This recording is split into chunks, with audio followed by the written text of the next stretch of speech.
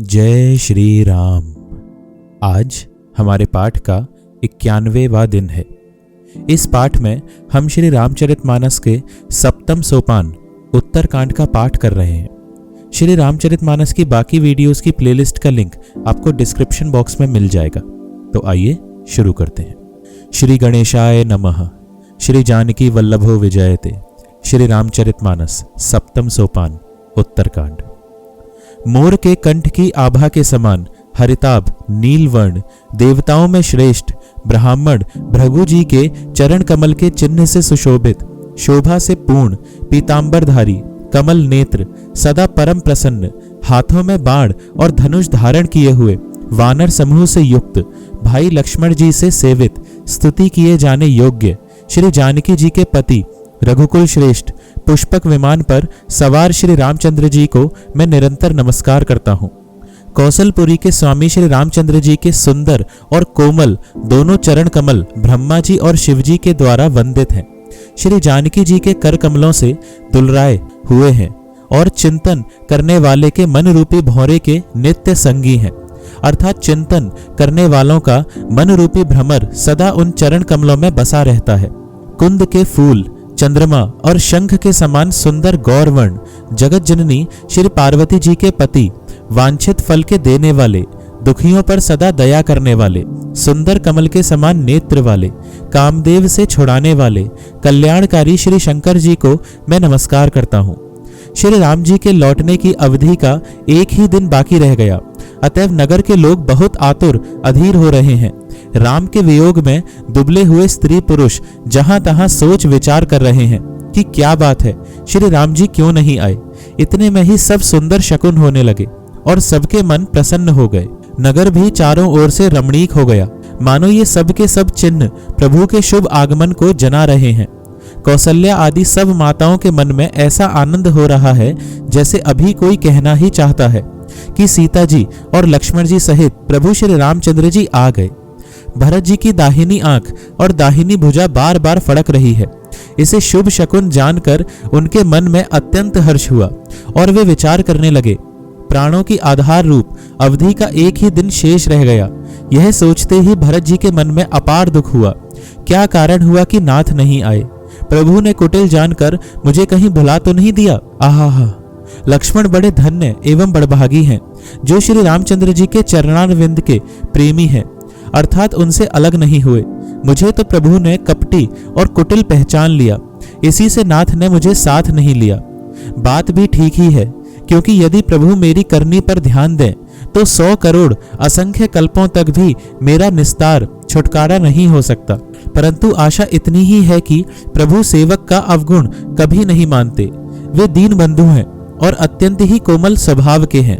अतएव मेरे हृदय में ऐसा पक्का भरोसा है कि श्री राम जी अवश्य मिलेंगे, क्योंकि मुझे शकुन बड़े शुभ हो रहे हैं। किंतु अवधि बीत जाने पर यदि मेरे प्राण रह गए तो जगत में मेरे समान नीच कौन होगा। श्री राम जी के विरह समुद्र में भरत जी का मन डूब रहा था। उसी समय पवन पुत्र हनुमान जी ब्राह्मण का रूप धरकर इस प्रकार आ गए, मानो उन्हें डूबने से बचाने के लिए नाव आ गई हो। हनुमान जी ने दुर्बल शरीर भरत जी को जटाओं का मुकुट बनाए राम राम रघुपति जपते और कमल के समान नेत्रों से प्रेमाश्रुओं का जल बहाते कुश के आसन पर बैठे देखा। उन्हें देखते ही हनुमान जी अत्यंत हर्षित हुए। उनका शरीर पुलकित हो गया, नेत्रों से प्रेमाश्रुओं का जल बरसने लगा। मन में बहुत प्रकार से सुख मानकर वे कानों के लिए अमृत के समान वाणी बोले। जिनके विरह में आप दिन रात सोच करते घुलते रहते हैं और जिनके गुण समूहों की पंक्तियों को आप निरंतर रटते रहते हैं, वे ही रघुकुल के तिलक, सज्जनों को सुख देने वाले और देवताओं तथा मुनियों के रक्षक श्री राम जी सकुशल आ गए। शत्रु को रण में जीतकर सीता जी और लक्ष्मण जी सहित प्रभु आ रहे हैं। देवता उनका सुंदर यश गा रहे हैं। ये वचन सुनते ही भरत जी को सारे दुख भूल गए, जैसे प्यासा आदमी अमृत पाकर प्यास के दुख को भूल जाए। भरत जी ने पूछा, हे तात, तुम कौन हो और कहां से आए हो, जो तुमने मुझको ये परम प्रिय अत्यंत आनंद देने वाले वचन सुनाए। हनुमान जी ने कहा, हे कृपा निधान, सुनिए, मैं पवन का पुत्र और जाति का वानर हूँ। मेरा नाम हनुमान है। मैं दीनों के बंधु श्री रघुनाथ जी का दास हूँ। यह सुनते ही भरत जी उठकर आदर पूर्वक हनुमान जी से गले लगकर मिले। मिलते समय प्रेम हृदय में नहीं समाता, नेत्रों से आनंद और प्रेम के आंसुओं का जल बहने लगा और शरीर पुलकित हो गया। भरत जी ने कहा, हे हनुमान, तुम्हारे दर्शन से मेरे समस्त दुख समाप्त हो गए, दुखों का अंत हो गया। तुम्हारे रूप में आज मुझे प्यारे राम जी ही मिल गए। भरत जी ने बार बार कुशल पूछी और कहा, हे भाई सुनो, इस शुभ संवाद के बदले में तुम्हें क्या दूं? इस संदेश के समान इसके बदले में देने लायक पदार्थ जगत में कुछ भी नहीं है। मैंने यह विचार कर देख लिया है, इसलिए हे तात, मैं तुमसे किसी प्रकार भी उत्तीर्ण नहीं हो सकता। अब मुझे प्रभु का चरित्र हाल सुनाओ। तब हनुमान जी ने भरत जी के चरणों में मस्तक नवाकर श्री रघुनाथ जी की सारी गुण गाथा कही। भरत जी ने पूछा, हे हनुमान, कहो, कृपालु स्वामी श्री रामचंद्र जी कभी मुझे अपने दास की तरह याद भी करते हैं? रघुवंश के भूषण श्री राम जी क्या कभी अपने दास की भांति मेरा स्मरण करते रहे हैं? भरत जी के अत्यंत नम्र वचन सुनकर हनुमान जी पुलकित शरीर होकर उनके चरणों पर गिर पड़े और मन में विचारने लगे कि जो चराचर के स्वामी हैं, वे श्री रघुवीर अपने श्रीमुख से जिनके गुण समूहों का वर्णन करते हैं, वे भरत जी ऐसे विनम्र, परम पवित्र और सद्गुणों के समुद्र क्यों न हो? हनुमान जी ने कहा, हे नाथ, आप श्री राम जी को प्राणों के समान प्रिय हैं। हे तात, मेरा वचन सत्य है। यह सुनकर भरत जी बार बार मिलते हैं, हृदय में हर्ष समाता नहीं है। फिर भरत जी के चरणों में सिर नवाकर हनुमान जी तुरंत ही श्री राम जी के पास लौट गए और जाकर उन्होंने सब कुशल कही। तब प्रभु हर्षित होकर विमान पर चढ़कर चले। इधर भरत जी भी हर्षित होकर अयोध्यापुरी में आए और उन्होंने गुरु जी को सब समाचार सुनाया। फिर राजमहल में खबर जनाई कि श्री रघुनाथ जी कुशल पूर्वक नगर को आ रहे हैं। खबर सुनते ही सब माताएं उठ दौड़ी। भरत जी ने प्रभु की कुशल कहकर सबको समझाया। नगर निवासियों ने यह समाचार पाया तो स्त्री पुरुष सभी हर्षित होकर दौड़े।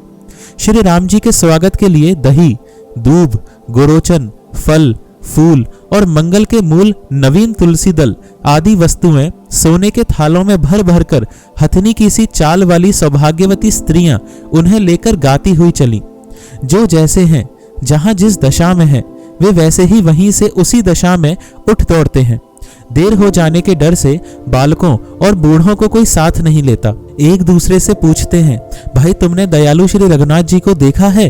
प्रभु को आते जानकर अवधपुरी संपूर्ण शोभाओं की खान हो गई। तीनों प्रकार की सुंदर वायु बहने लगी।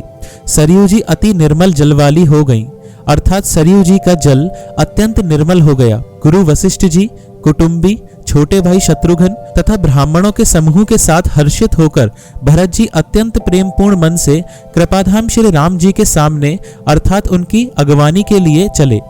बहुत सी स्त्रियां अटारियों पर चढ़ी आकाश में विमान देख रही हैं और उसे देखकर हर्षित होकर मीठे स्वर से सुंदर मंगल गीत गा रही हैं। श्री रघुनाथ जी पूर्णिमा के चंद्रमा है तथा अवधपुर समुद्र है, जो उस पूर्ण चंद्र को देखकर हर्षित हो रहा है और शोर करता हुआ बढ़ रहा है। इधर उधर दौड़ती हुई स्त्रियां उसकी तरंगों के समान लगती हैं। यहाँ विमान पर से सूर्य कुल रूपी कमल के प्रफुल्लित करने वाले सूर्य श्री राम जी वानरों को मनोहर नगर दिखला रहे हैं। वे कहते हैं, हे सुग्रीव, हे अंगद, हे लंकापति विभीषण, सुनो, यह पुरी पवित्र है और यह देश सुंदर है। यद्यपि सबने वैकुंठ की बड़ाई की है, यह वेद पुराणों में प्रसिद्ध है और जगत जानता है, परंतु अवधपुरी के समान मुझे वह भी प्रिय नहीं है। यह बात भेद कोई कोई विरले ही जानते हैं। यह सुहावनी पुरी मेरी जन्मभूमि है।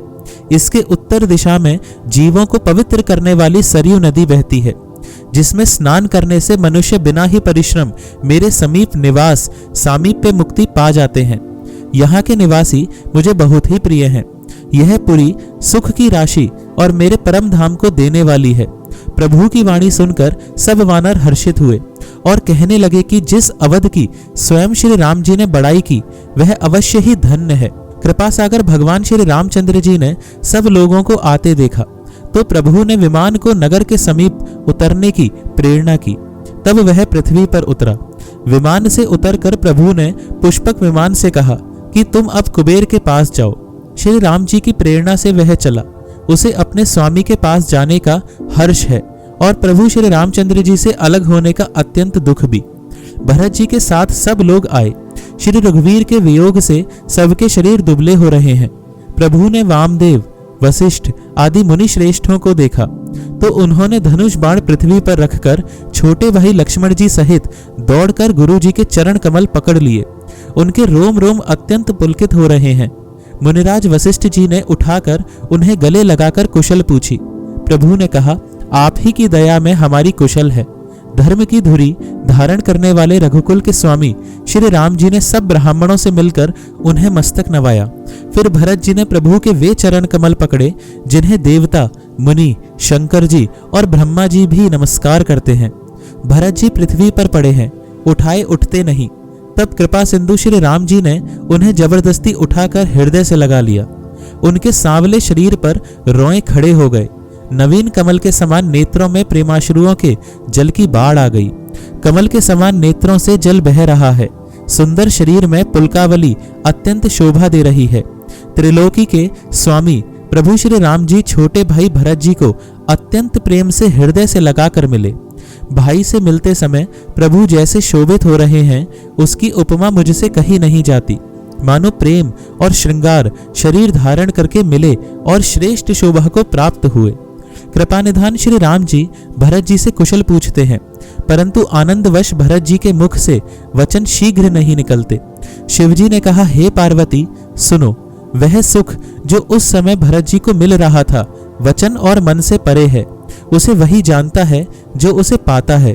भरत जी ने कहा, हे कौशलनाथ, आपने आर्त दुखी जानकर दास को दर्शन दिए, इससे अब कुशल है। विरह समुद्र में डूबते हुए मुझको कृपा निधान ने हाथ पकड़कर बचा लिया। फिर प्रभु हर्षित होकर शत्रुघ्न जी को हृदय से लगाकर उनसे मिले। तब लक्ष्मण जी और भरत जी दोनों भाई परम प्रेम से मिले। फिर लक्ष्मण जी शत्रुघ्न जी से गले लगकर मिले और इस प्रकार विरह से उत्पन्न दुसह दुख का नाश किया। फिर भाई शत्रुघ्न जी सहित भरत जी ने सीता जी के चरणों में सिर नवाया और परम सुख प्राप्त किया। प्रभु को देखकर अयोध्यावासी सब हर्षित हुए। वियोग से उत्पन्न सब दुख नष्ट हो गए। सब लोगों को प्रेम विहल और मिलने के लिए अत्यंत आतुर देखकर खर के शत्रु कृपालु श्री राम जी ने एक चमत्कार किया। उसी समय कृपालु श्री राम जी असंख्य रूपों में प्रकट हो गए और सबसे एक ही साथ यथा योग्य मिले।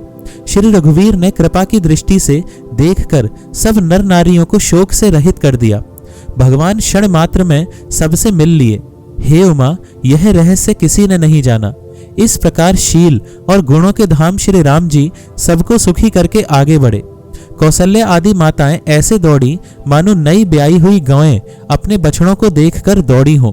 मानो नई ब्याई हुई गौएं अपने छोटे बछड़ों को घर पर छोड़ परवश होकर वन में चरने गई हों और दिन का अंत होने पर बछड़ों से मिलने के लिए हुंकार करके थन से दूध गिराती हुई नगर की ओर दौड़ी हों।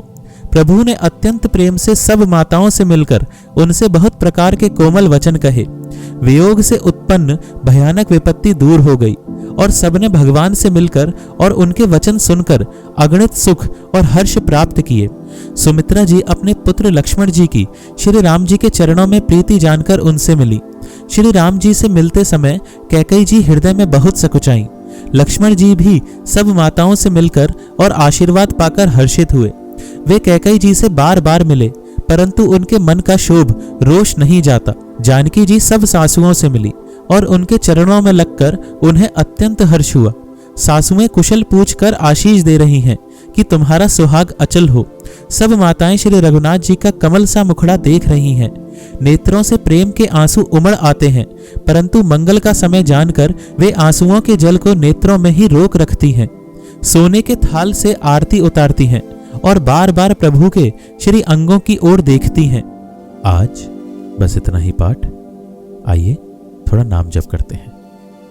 राम राम राम राम राम राम